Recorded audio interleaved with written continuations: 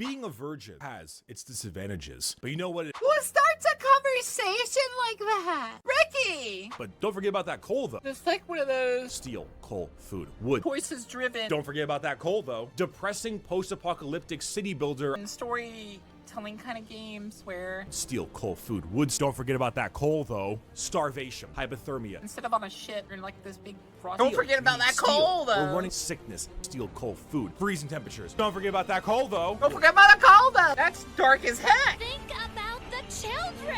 That's a good idea. They yearn for the mind. What? Hey guys. Hello. bokathedragon. Guys, let's go. Let's go. Let's go.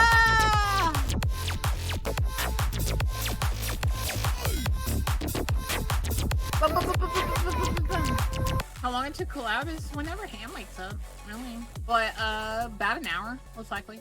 Ham's usually okay with me doing interesting. We can indeed do this. Rubber band, rubber band. Remember to record Boka. Rubber band, rubber band, rubber band. Let's go. Let's go. Being a virgin has its disadvantages, but you know what? Who starts a conversation like that? Bricky! God damn it. Advantages, it increases my power as a gamer and the power of my sponsor, Gamer Sups, which you can check out, and its fantastic flavors, which I recommend: blue raspberry, dragon fruit, as well as the fantastic acai blueberry flavors. See, if I ever get Gamer Subs, which hit me up, Gamer Subs. I love a lot of your flavors.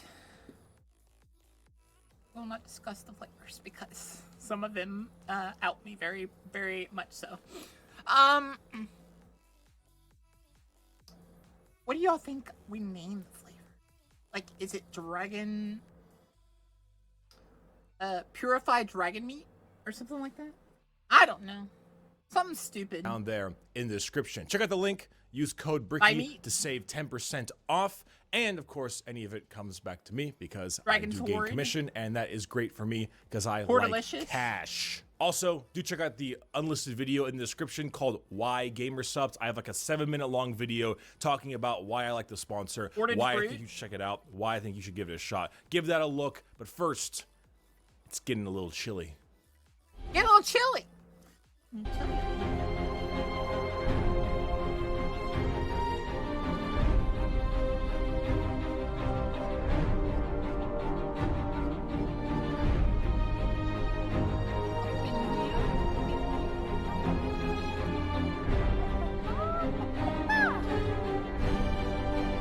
So,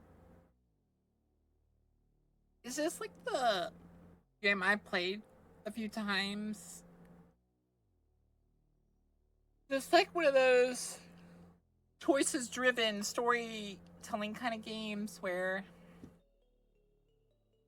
instead of on a ship, you're in like this big Frostpunk factory. That's what it looks like it is. Seems to be.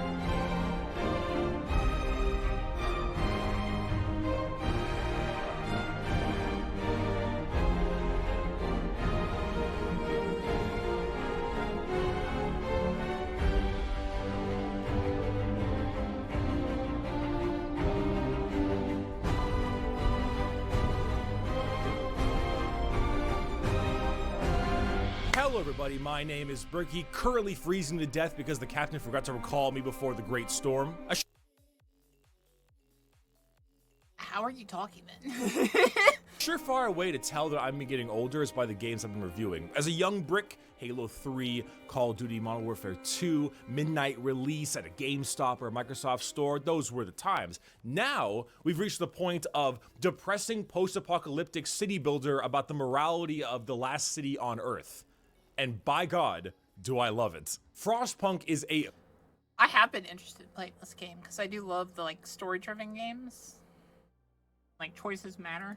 brutal city builder survival game created by... But obviously, since you know, guys know I love like Civilization and stuff, City Builder is like top tier in my 11-bit opinion. studios out of Warsaw, Poland, which means, yes, this is another incredibly depressing Polish game, which is just... didn't know it was Polish though. That was nice. Love it. Frostpunk came Love out in it. 2018 to almost all positive reviews, with the negative reviews mainly citing the optimization, frame rate, stuttering problems. Now in 2021, with multiple DLC and many patches out, Frostpunk is one of the best city builders I have ever played. It is a crushing game that combines management, city building, survival, morality, major decisions. Is it wrong that I wonder how good a completely immoral route goes? Making, and the worst part of them all, angry British, all into Angry one Britishman. fantastic, What else is brutal simulator that just look at my- carries look at the British itself people in my on chat. so many You're fantastic angry. factors. Oh, It is a and rah. gorgeous, exciting, and engrossing title that I would highly recommend to almost anybody, even to those who are not huge fans of city builders. And with that being said, let's talk a little bit about what Frostpunk is all about. The game is set in 1886, where in an alternate history after the eruption of Krakatoa in 1883, along with many other major factors, the entire planet has seen Hey, a test out major Arknights. global cooling. In response to this, giant generators were even constructed in gotten to order play to Woodward house yet, all the Ari. population to survive during this ice age period of time. And I wanna that get is that where new character you that's out take in the place. Dragon In the Lady. main scenario titled A New Home, you and a group of people are fleeing London from the riots and civil war, as well as the freezing cold, to go find a new place to live out there in the frozen wastes. And you come across an unmanned generator in this gigantic old pit. So you go down there, start the bastard up, and that is when the game truly begins. And it starts at a just crisp negative 20 degrees Celsius. I'm so jacked up on America. Your first task is to get the generator up and running. The generator below is freezing. love. The generator is life. Everything flows through the generator. Starting off, you have no buildings, no homes. So you're gonna need to build them. But to build homes and tents and such, you need wood. So you gotta go gather some wood. But don't forget about that coal though. You need to make sure the generator is still functional. Uh-oh, you sent people through the snow to go get your wood. That's not good. Now they're getting sick because of hypothermia. You need to make a medical post in order to treat them. But a medical post costs wood. And also, not anyone can just man a medical post. You need doctors for that. Don't forget about that coal though. You need food badly. You can have some people go out to hunter huts to be able to find smaller little critters and try to get food that way, but that's just raw food. You can't eat raw food. You need to cook it. So go ahead and build a cookhouse. Oh, but a cookhouse costs wood, and you need people to man said cookhouse. Don't forget about that coal though. Steel. Don't forget You about need that steel. coal, though. We're running low on resources, and we're gonna need things We're cold gamers. like coal thumpers and sawmills. We need steel for that kind of stuff. Do we have steel? Is there enough steel out there? We need workshops to do research as well, and only some people can do research. You need engineers for that. Do we have engineers? Do we have it? Well, if you don't, well, that was a short game. Don't forget about that coal though. Don't forget about the coal, though. Steel, coal, food. Wood, steel, coal, food. Wood, steel, coal, food. Freezing temperatures, starvation, hypothermia, sickness, death. Motivation? I think not. Discontent? You fucking know it. The Frostpunk formula is just never-ending tension where the taut string of your city threatens to snap at the worst inconvenience. Was your lack of food the pair of scissors that snipped that string? Was it your lack of steel? Did you run out of coal? Was it sickness and lack of medics? What thing did you neglect, and why did that make you fail? But you're a leader of people, not robots, or at least not yet. Holy shit, I'm gonna come. And people have Wait, do robots attack? needs too. That's why you have That's just their hubris coming to come up with them. discontent. That's not and your hope. problem. You need to make sure you understand the needs of your people and of your city. If discontent rises too heavily and goes above hope, you're going to have consequences. And consequences can lead to riots. And riots can lead to you being exiled from the city, which means you lose. Or worse.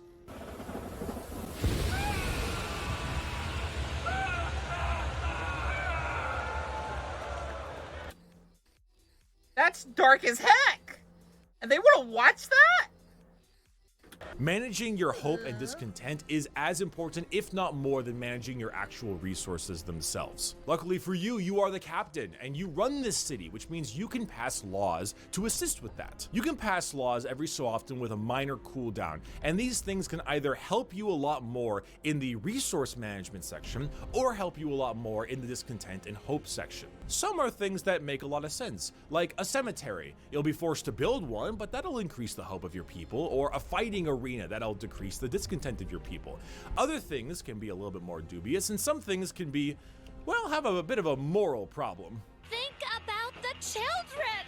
That's a good idea! Listen, everyone. New law is signed. Right in the last Children. They yearn for the mind! city on Earth does have its restrictions, though. In a 24-hour time block, you have work and free time. On work time, it's as it sounds. They go and harvest different kinds of materials, they work at the sawmill, they work at the factory, they do all the things you tell them to do, but when their time is off, they go back and they either build buildings, if there are buildings to be built, or they sleep and do nothing, because that's how a city runs. This entire time, you're gonna be maintaining that generator. The generator is your life blood. Everything flows through that generator because the generator produces heat. The cold in Frostpunk is directly related to the possibility of your people becoming sick. The colder they are, the higher chance they have of becoming sick. And when they're sick, they can't work. If someone gets extremely sick, they might get frostbite and they might end up losing a limb and becoming an amputee. And when they're an amputee, they can't work again forever. Unless you sign perhaps the prosthetic law, but guess what? Prosthetics cost steel. Because of this, how you build your city entirely revolves around said generator. You're gonna want things like homes and medical posts to be a lot closer to the generator, where certain things like hunters' huts don't really need heating because they're going out to go hunt anyway, and you can send those damn far away. Soon though, your local deposits will run dry, which means you're going to need new buildings, and that's where the workshop comes in. The workshop is one of the best single buildings in the entire game. It is manned entirely by engineers, which is a special class of worker, and they allow you to research brand new upgrades to assist you. You're not going to win without this. That's a simple fact. You need a workshop. In fact, if you have multiple workshops, it'll also speed up the time frame of the research. This has some things that are just lifeblood, like heaters and steam hubs that allow you to take the power of the generator and push it farther out away from it to allow for little heat zones and make up for the lack of the generator's long range. There are many upgrades that help you out in a myriad of ways, and every single one that you pick will make you feel like you picked not the wrong one, but you wish you picked a different one at the time, because that's the balancing act with it. You'll need a way for more coal, so you're going to want to coal something. You'll want to insulate all of your people's homes, so you're going to want the bunkhouses. You're also going to want things like a beacon to increase the amount of scouts you got out there, which, speaking of scouts, let's talk about scouts. Scouts, or by their scientific name, no complainus, Big Dickus, are some of the greatest Giga Chads in all of Frostpunk. These boys you create with a little bit of wood and a couple of your workers, and then you send them out into the frozen wastes. And guess what? They don't need to sleep, they don't ever get sick, and they just go out there and find stuff. Scouts go out into like -70 # weather without a single care and without ever needing to rest. They work 24/7. They bring back everything from coal, wood, steel, special steam cores, which you need for high-level buildings, and other survivors, and they bring them all back to camp. Scouts are paramount. Scouts have done everything from creating an outpost on Nikola Tesla's exploding electric city and fist-fighting bears to save civilians. Scouts, you are my MVP. Sooner or later, Understandable. you'll start to get things a little under control. And that's why the game throws a wrench at you. Something happens in the game that causes a whole lot of problems for your people. Discontent rises, hope falls, and eventually, you need to make a choice. And that's where the fun morality part of the game comes in. You need to give your people something. They need something to hold on to. They need a reason to keep going. So do you choose order? Do you run your city as a totalitarian regime with an iron fist through law and order and obedience? Or do you choose faith, which is basically just order but with JC? This is one of my favorite parts of Frostpunk, and also one of its few flaws. See, when you choose one of these two, say for order, for instance, it starts off at a very nice, not very problematic level. Order starts with the neighborhood watch and a couple watchtowers, you know, just to make sure things are going well, just to make sure there isn't any violence, to make sure people feel safe. Simple stuff, you know, nothing wrong with that at all. And then you can move on a little bit farther. You can get like a foreman which is good to help people work a little bit harder. But then you get a little bit worse. You get giant agitator speakers and propaganda centers and spies and sometimes beatings in order to put people into submission. And sometimes you can go as far as the New Order, which is the highest of them all, where you completely take over the entire town and create a full-on totalitarian nationalist regime. Hope will never be a problem again. Not when you have an execution platform, and not when hope is obedience. On the faith side, my issue is that it's basically the exact same thing as Order, but with a religious twist. It starts off simple. Chapels, a couple shrines, the usual thing, maybe some morning prayer, gatherings, totally fine. But then it goes worse and worse, and public penance and all that kind of crap. And then you have the new faith. It basically feels just like another totalitarian regime, but with a religious side to it. I wish they were a little bit more different. Personally, I like Order a bit more, but even so, I think Faith could have used a bit more of a zealotous feel to it, instead of just feeling like Order with JC. I mean, I play Warhammer. I can understand a good zealotism when I see one. He just wanted it to be Warhammer. He literally wanted just to add an emperor. What makes it so fascinating is that neither of these two are, in a sense, morally we know bad what you when want, it Bricky. starts out, because everything on the lower echelon of the law book is pretty reasonable. But when hope starts to fall, discontent starts to rise, and your city starts to be going completely out of whack, those new options seem really enticing to you, and it is insane how fast this game will turn you into a monster to keep the city alive. The rest of the game is truly a treat, and I think you should absolutely experience it, because Mother Nature will not hold back. Hi, Dad. Oh, I had a question. Why is my sister's name Rose? Well, son, it's because a rose is your mother's favorite thing. So she named your sister Rose. Ah, that makes sense. Thanks, Dad. No problem. Violin section of the City Must Survive song.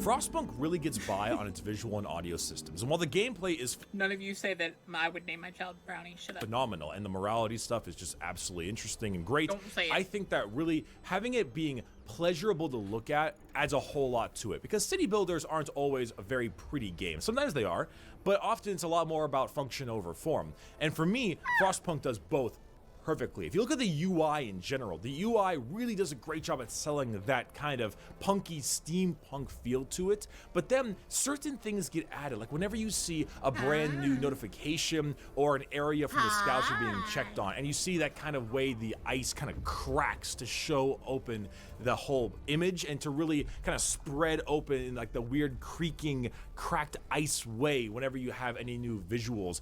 It's really fascinating, and it adds a lot of depth to the game, and it gives it so much more character. Hell, even things like finishing up new research or opening up certain tabs have that kind of click, click, click steampunk style to it.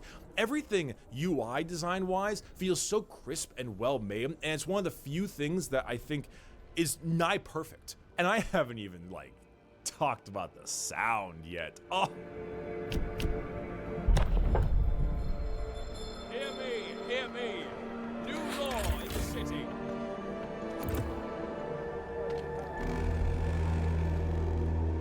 Time to rest, folks. Work's happening today. On the left, it's getting colder.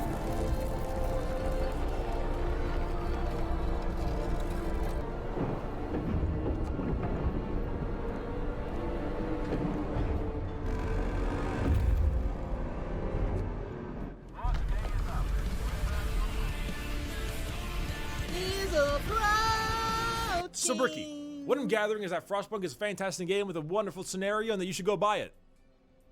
Damn straight. But at times, you can find a little bit of a lack of replayability. And that is where the scenarios come in. Everything I've talked about right now is just one scenario, the main one, a new home. The game actually ships with 4. The arcs are about maintaining these giant seed holders that you need to maintain their heat for while also surviving yourself. It's basically the same as the main game, except you don't get any new people. You only get extra automatons to work on everything. And you also need to protect these multiple different kinds of seed arcs by making sure they stay warm enough. It's nothing too stand out, but it's worth playing. The Refugees is interesting. This is one where you actually gain a ton of new people, but the problem with the Refugees is that your group has fled the high-class lords in the prior city, and they're going to be arriving eventually once you create your city. So now you've got the lower working class having to deal with the upper echelon lords coming to the city and possibly trying to take it over as their own. So you have to deal with the morality of that scenario and whether or not you let those lords in. The fall of Winterhome is when you have a bullying kink. Basically, the prior ruler of Winterhome was a shithead and was killed, and the entire city burned in a massive civil war. So you are here to clean up what he did. It's so tough. It's so fucking hard. The entire area has a myriad of problems. All of the homes are burnt and you have to get rid of all of them. The generator's having problems. Everything has gone to shit. Discontent is already really high. It's like you're taking over after a horrible, horrible ruler prior. It is very, very difficult, and it throws you curveballs at every single avenue. It's a very good scenario. Easily the best of the extra scenarios, way better than the Arcs and Refugees, but by lord, is it fucking hard. There are also 2 more DLCs, On the Edge and The Last Autumn. Now, On the Edge is a pretty interesting one. It actually takes place after you finish a new home, and it has you on this long side crevice and a army warehouse. And the way you work with this one is you actually communicate with local civilizations. One has food, one has wood, one has coal, and you have steel. And you trade all of your resources back and forth for the various resources there, because you can't actually get food in basically any way. So it's really interesting to have that dilemma, but it's very short and lacks any real replayability. So maybe skip that one unless you're just dying for more Frostpunk. The Last Autumn is incredible. I could probably make an entire video on The Last Autumn in its own right. I might do it. The Last Autumn is actually a prequel. It takes place before the Great Cooling, and you are running a labor force. You're working on a labor force to build one of those major generators. The Last Autumn doesn't have to worry about cold because the cold hasn't arrived yet. It's a perfectly nice temperature, but you're entirely based around running that workforce. Hope is not there. It's now motivation. You don't need to worry about coal for heaters. You need to worry about coal for ventilation, because workplace safety is a new major factor here. People won't get sick because of the cold. They'll get sick because your workplaces are hazardous and dangerous, because this is the 1880s and man, was shit dangerous back then.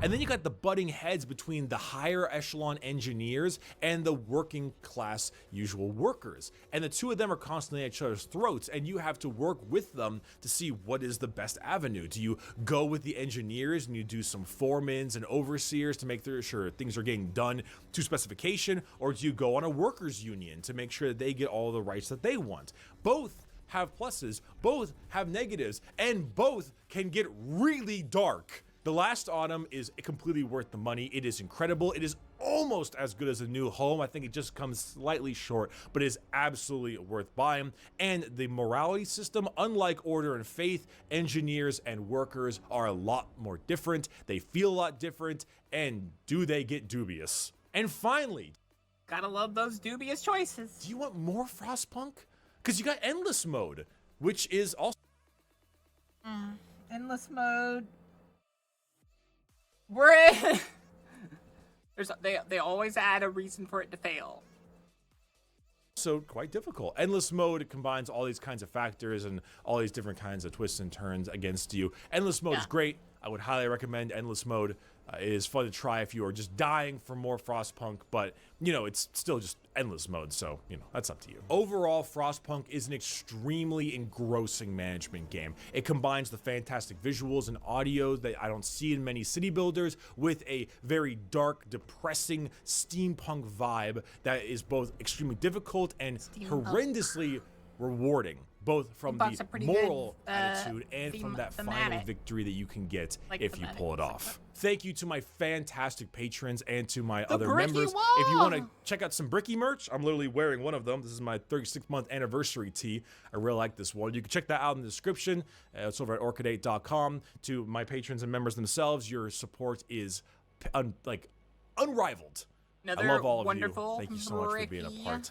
And I hope to see you all on the next episode when I have some good questions to answer, because you guys just think you're so goddamn funny. But yes, I'm very funny. Ignore chat. Go watch Bricky!